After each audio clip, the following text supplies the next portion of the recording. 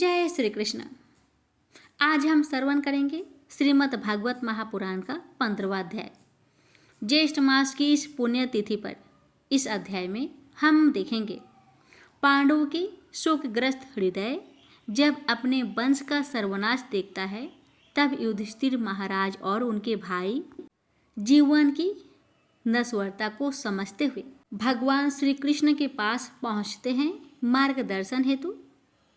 वही हम देखेंगे वेद व्यास जी और नारद मुनि की उपस्थिति में भगवान श्री कृष्ण की परम स्तुति और फिर श्रीहरि विष्णु का प्राकट्य और उनका धीर प्राण त्याग, एक ऐसी लीला जो संसार को वैराग्य और भक्ति का गूढ़ रहस्य सिखाती है।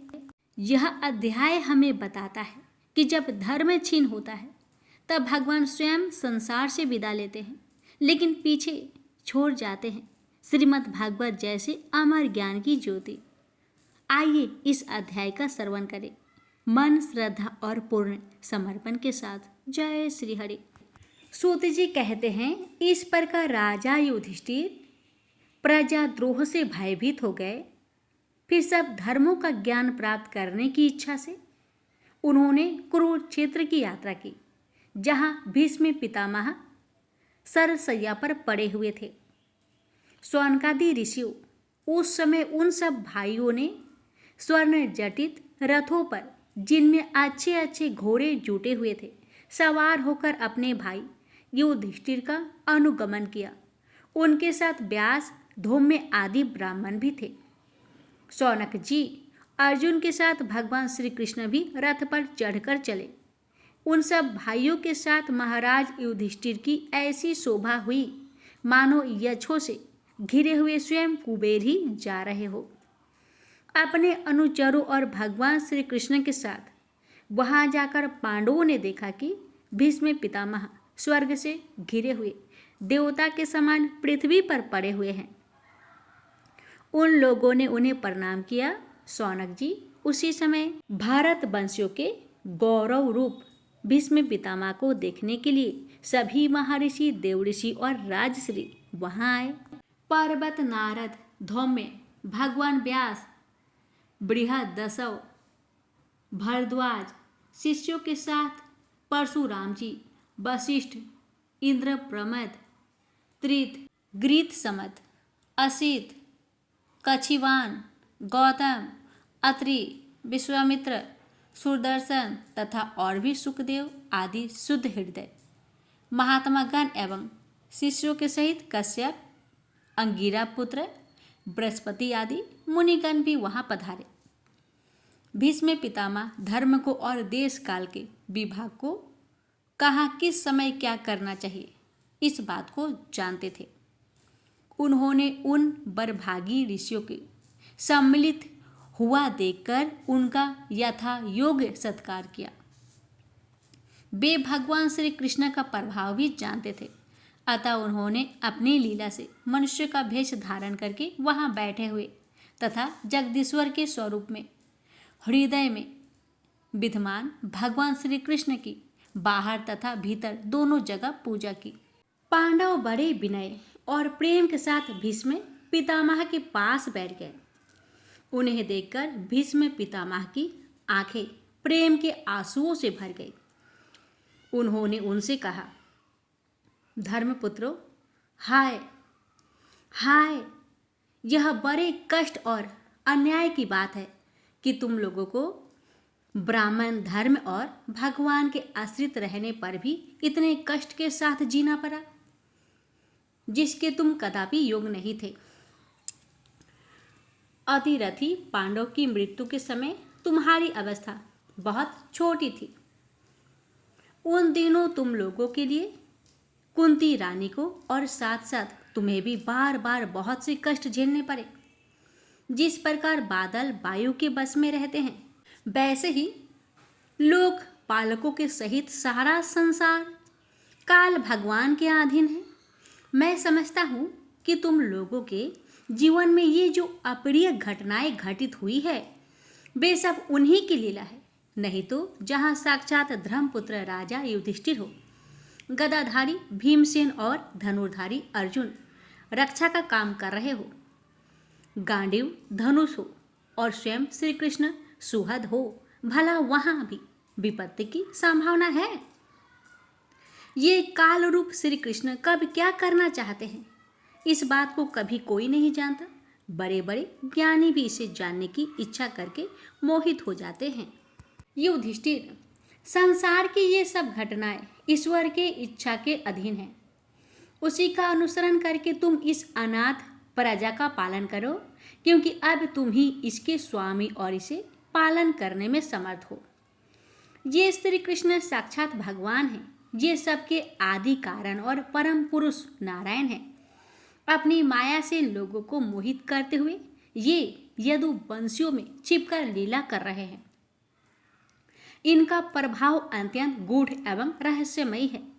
युधिष्ठिर, उसे भगवान शंकर, देवऋषि नारद और स्वयं भगवान कपिल ही जानते हैं, जिन्हें तुम अपना ममेरा भाई, प्रिय मित्र और सबसे बड़ा हितु मानते हो, तथा जिन्हें तुम प्रेमवश अपना मंत्री, दूत और सारथी तक बनाने में संकोच नहीं किया है। वे स्वयं परमात्मा हैं। इन सर्वात्मा, समदर्शी, अद्वितीय, अहंकार रहित और निष्पाप परमात्मा में उन ऊंचे नीचे कार्यों के कारण कभी किसी प्रकार की विषमता नहीं होती। युधिष्ठिर, इस प्रकार सर्वत्र सम होने पर भी देखो तो सही, वे अपने अनन्य प्रेमी भक्तों पर कितनी कृपा करते हैं। यही कारण है कि ऐसे समय में, जबकि मैं अपने प्राणों का त्याग करने जा रहा हूँ, इन भगवान श्री कृष्ण ने मुझे साक्षात दर्शन दिया है। भगवत परायण योगी पुरुष भक्ति भाव से इनमें अपना मन लगाकर और वाणी से इनके नाम का कीर्तन करते हुए शरीर का त्याग करते हैं और कामनाओं से तथा कर्म के बंधन से छूट जाते हैं। वो ही देवदेव भगवान अपने प्रसन्न हास्य और रक्त कमल के समान अरुण नेत्रों से, उल्लासित मुख वाले चतुर्भुज रूप से, जिसका और लोगों को केवल ध्यान में दर्शन होता है, तब तक यही स्थित रहकर प्रतीक्षा करे जब तक मैं इस शरीर का त्याग ना कर दूं। सूत जी कहते हैं, युधिष्ठिर ने उनकी यह बात सुनकर सरसैया पर सोए हुए भीष्म पितामह से बहुत से ऋषियों के सामने ही नाना प्रकार के धर्मों के संबंध में अनेक रहस्य पूछे। तब तत्ववेता भीष्म पितामह ने वर्ण और आश्रम के अनुसार पुरुष के स्वाभाविक धर्म और वैराग्य तथा राग के कारण विभिन्न रूप से बतलाए हुए निवृत्ति और प्रवृत्ति रूप द्विविध धर्म, दान धर्म, राजधर्म, मोक्ष धर्म, स्त्री धर्म और भागवत धर्म, इन सब का अलग अलग संक्षेप और विस्तार से वर्णन किया। शौनक जी इसके साथ ही धर्म, अर्थ, काम और मोक्ष, इन चारों पुरुषार्थों का तथा इनकी प्राप्ति के साधनों का अनेकों उपाख्यान और इतिहास सुनाते हुए विभागस वर्णन किया। भीष्म पितामह इस प्रकार धर्म का प्रवचन कर ही रहे थे कि वह उत्तरायण का समय आ पहुंचा, जिसे मृत्यु को अपने अधीन रखने वाले भागवत परायण योगी लोग चाहा करते हैं।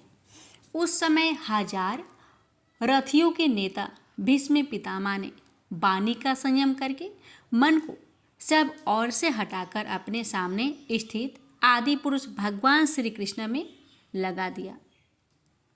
भगवान श्री कृष्ण के सुंदर चतुर्भुज विग्रह पर उस समय पीताम्बर फहरा रहा था। भीष्म जी की आंखें उसी पर एकटक लग गई। उनको शास्त्रों की चोट से जो पीड़ा हो रही थी, वह तो भगवान के दर्शन मात्र से ही तुरंत दूर हो गई तथा भगवान की विशुद्ध धारणा से उनके जो कुछ अशुभ शेष थे, वे सभी नष्ट हो गए। अब शरीर छोड़ने के समय उन्होंने अपना समस्त इंद्रियों के वृत्ति विलास को रोक दिया और बड़े प्रेम से भगवान की स्तुति की। भीष्म जी ने कहा, अब मृत्यु के समय में अपनी यह बुद्धि, जो अनेक प्रकार के साधनों का अनुष्ठान करने से अत्यंत शुद्ध एवं कामना रहित हो गई है, यदुवंशी शिरोमणि अनंत भगवान श्री कृष्ण के चरणों में समर्पित करता हूँ। जो सदा सर्वदा अपने आनंदमयी स्वरूप में स्थित रहते हुए ही कभी विहार करने की लीला करने की इच्छा से प्रकृति को स्वीकार कर लेते हैं, जिससे यह सृष्टि परंपरा चलती है। जिनका शरीर त्रिभुवन सुंदर एवं श्याम तमाल के समान सावला है, जिस पर सूर्य रश्मियों के समान श्रेष्ठ पीतांबर लहराता रहता है और कमल सदृश मुख पर घुंघराली अलके लटकाती रहती है, उन अर्जुन सखा श्री कृष्ण में मेरी निष्कपट प्रीति हो। मुझे युद्ध के समय उनकी वह विलक्षण छवि याद आती है। उनके मुख पर लहराते हुए घुंघराले बाल घोरों की टाप की धूल से मटमैले हो गए थे और पसीने की छोटी छोटी बूंदें शोभयमान हो रही थी। मैं अपने तीखे बाणों से उनकी त्वचा को बीध रहा था। उन सुंदर कवच मंडित भगवान श्री कृष्ण के प्रति मेरा शरीर, अंतकरण और आत्मा समर्पित हो जाए। अपने मित्र अर्जुन की बात सुनकर, जो तुरंत ही पांडव सेना और कौरव सेना के बीच में अपना रथ ले आए और वहां स्थित होकर जिन्होंने अपनी दृष्टि से ही शत्रु पक्ष के सैनिकों की आयु छीन ली, उन पार्थ सखा भगवान श्री कृष्ण में मेरी परम प्रीति हो। अर्जुन ने जब दूर से कौरव की सेना के मुखिया हम लोगों को देखा, तब पाप समझकर वह अपने स्वजनों के वध से विमुख हो गया। उस समय उन्होंने गीता के रूप में आत्मविद्या उपदेश करके उसके सामायिक अज्ञान का नाश कर दिया। उन परम पुरुष भगवान श्री कृष्ण के चरणों में मेरी प्रीति बनी रहे। मैंने प्रतिज्ञा कर ली थी कि मैं श्री कृष्ण को शस्त्र ग्रहण कराकर छोड़ूंगा। उसे सत्य एवं ऊंची करने के लिए उन्होंने अपनी शस्त्र ग्रहण न करने की प्रतिज्ञा तोड़ दी। उस समय वे रथ से नीचे कूद पड़े और सिंह जैसे हाथी को मारने के लिए उस पर टूट पड़ता है, वैसे ही रथ का पहिया लेकर मुझ पर झपट पड़े। उस समय वे इतने वेग से दौड़े कि उनके कंधे का दुपट्टा गिर गया और पृथ्वी कांपने लगी। मुझ अताई ने तीखे बाण मार मार कर उनके शरीर का कवच तोड़ डाला था, जिससे सारा शरीर लहूलुहान हो रहा था। अर्जुन के रोकने पर भी वे बलपूर्वक मुझे मारने के लिए मेरी ओर दौड़े आ रहे थे। वे ही भगवान श्री कृष्ण, जो ऐसा करते हुए भी मेरे प्रति अनुग्रह और भक्त वत्सलता से परिपूर्ण थे, मेरी एकमात्र गति हो, आश्रय हो। अर्जुन के रथ की रक्षा में सावधान जिन श्री कृष्ण के बाएं हाथ में घोड़ों की राश थी और दाहिने हाथ में चाबुक, इन दोनों की शोभा से उस समय जिनकी अपूर्व छवि बन गई थी, तथा महाभारत युद्ध में मरने वाले वीर जिनकी इस छवि का दर्शन करते रहने के कारण सारूप्य मोक्ष को प्राप्त हो गए, उन्हीं पार्थ सारथी भगवान श्री कृष्ण में मुझ मरणासन की परम प्रीति हो। जिनकी लटकती सुंदर चाल, हाव भावयुक्त चेष्टाएं, मधुर मुस्कान और प्रेम भरी चितवन से अत्यंत सम्मानित गोपियां रासलीला में अनेक अंतर्धान हो जाने पर प्रेमोमत से मतवाली होकर जिनकी लीलाओं का अनुकरण करके तन्मय हो गई थी, उन्हीं भगवान श्री कृष्ण को मेरा परम प्रेम हो। जिस समय युधिष्ठिर का राजसूय यज्ञ हो रहा था, मुनिया और बड़े बड़े राजाओं से भरी हुई सभा में सबसे पहले सबकी ओर से इन्हीं सबके दर्शनीय भगवान श्री कृष्ण की मेरी आंखों के सामने पूजा हुई थी। वो ही सबके आत्मा प्रभु आज इस मृत्यु के समय मेरे सामने खड़े हैं। जैसे एक ही सूर्य अनेक आँखों से अनेक रूपों में दिखते हैं, वैसे ही अनजन्मा भगवान श्री कृष्ण अपने ही द्वारा रचित अनेक शरीरधारियों के हृदय में अनेक रूप से जान पड़ते हैं। वास्तव में तो वे एक और सबके हृदय में विराजमान ही है। उन्हीं इन भगवान श्री कृष्ण को मैं भेद भ्रम से रहित होकर प्राप्त हो गया हूँ। सूत जी कहते हैं, इस प्रकार भीष्म पितामह ने मन, वाणी और दृष्टि की वृत्तियों से आत्मा स्वरूप भगवान श्री कृष्ण में अपने आप को लीन कर दिया। उनके प्राण वही विलीन हो गए और वे शांत हो गए। उन्हें अंततः ब्रह्म में लीन जानकर सब लोग वैसे ही चुप हो गए जैसे दिन के बीत जाने पर पंछियों का कलरव शांत हो जाता है। उस समय देवता और मनुष्य नगाड़े बजाने लगे। साधु स्वभाव के राजा उसकी प्रशंसा करने लगे और आकाश से पुष्पों की वर्षा होने लगी। शौनक जी युधिष्ठिर ने उनके मृत शरीर की अन्येष्टि क्रिया कराई और कुछ समय के लिए वे शोकमग्न हो गए। उस समय मुनियों ने बड़े आनंद से भगवान श्री कृष्ण की उनके रहस्यमय नाम ले लेकर स्तुति की। इसके पश्चात अपने हृदय को श्री कृष्णमयी बनाकर वे अपने अपने आश्रम को लौट गए। तदंतर भगवान श्री कृष्ण के साथ युधिष्ठिर हस्तिनापुर चले आए और उन्होंने वहां अपने चाचा धृतराष्ट्र और तपस्विनी गांधारी को धादास बधाया। फिर धृतराष्ट्र की आज्ञा और भगवान श्री कृष्ण की अनुमति से समस्त राजा युधिष्ठिर अपने वंश परंपरागत साम्राज्य का प्रेम पूर्वक शासन करने लगे। प्रेम से बोलिए हरे कृष्णा। इस प्रकार हमने श्रवण किया श्रीमद् भागवत महापुराण की 15वां अध्याय, जहाँ पांडवों और वैराग्य युधिष्ठिर महाराज की शरणागति भाव और श्री कृष्ण की लीला हमें सिखाती है कि जब जीवन की गति रुक जाए तब ईश्वर का स्मरण ही हमारा अंतिम संबल होता है। श्री हरि विष्णु का यह गूढ़ प्राकट्य और लीला से प्रस्थान हमें संसार की क्षण भंगुरता और भक्ति की अमरता का बोध कराता है। यदि यह कथा आपके हृदय को छू गई हो तो कृपया इसे औरों तक भी पहुंचाएं। कल हम श्रवण करेंगे श्रीमद् भागवत का अगला अध्याय। नई प्रेरणा नई भक्ति भावना के साथ प्रेम से बोलिए हरे कृष्णा।